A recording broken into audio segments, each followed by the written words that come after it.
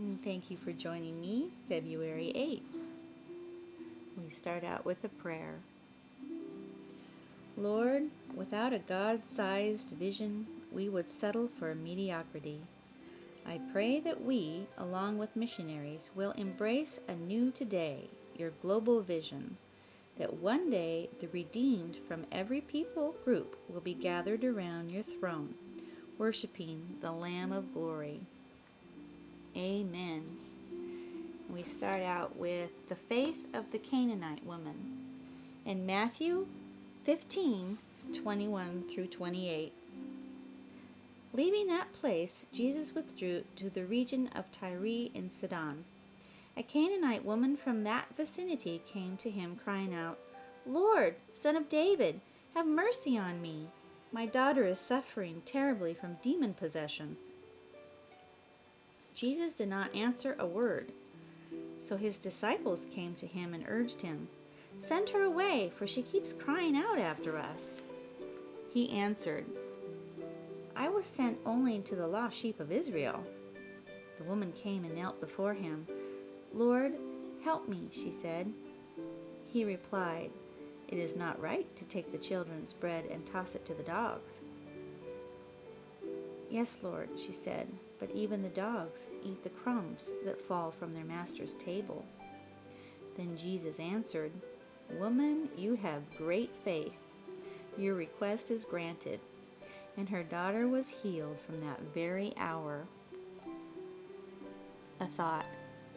The disciples asked Jesus to get rid of this Canaanite woman because she was bothering them with her begging.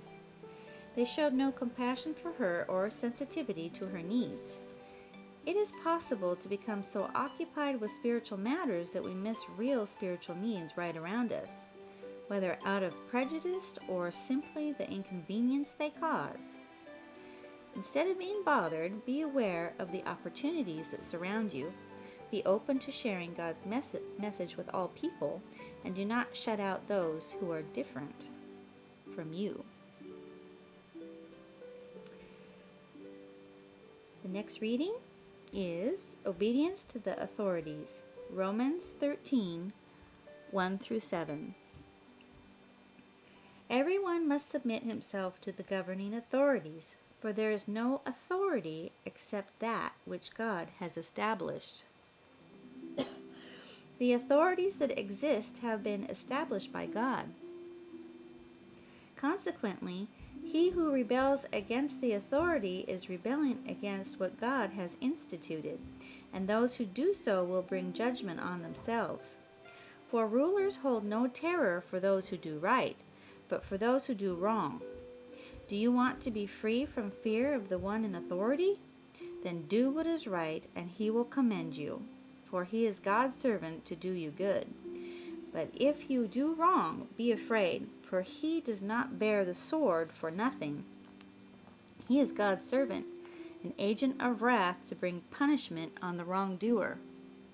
Therefore, it is necessary to submit to the authorities, not only because of possible punishment, but also because of conscience. This is also why you pay taxes, for the authorities are God's servants, who give their full time to governing. Give everyone what you owe him. If you owe taxes, pay taxes. If revenue, then revenue. If respect, then respect. If honor, then honor. A thought. Are there times when we should not obey the government? We can never allow the government to force us to disobey God. Jesus and his apostles never disobeyed the government for personal reasons. When they disobeyed, it was in order to follow their higher loyalty to God. Their disobedience was not cheap. They were threatened, beaten, thrown into jail, tortured, and executed for their convictions. Like them, if we are compelled to disobey, we must disobey for the right reasons, and we must be ready to accept the consequences. Proverbs for today is 8:11 through 13. For wisdom is more precious than rubies, and nothing you desire can compare with her. I, wisdom, dwell together with prudence. I possess knowledge and discretion. To fear the Lord is to hate evil. I hate pride and arrogance, evil behavior, and perverse speech. Thanks be to God.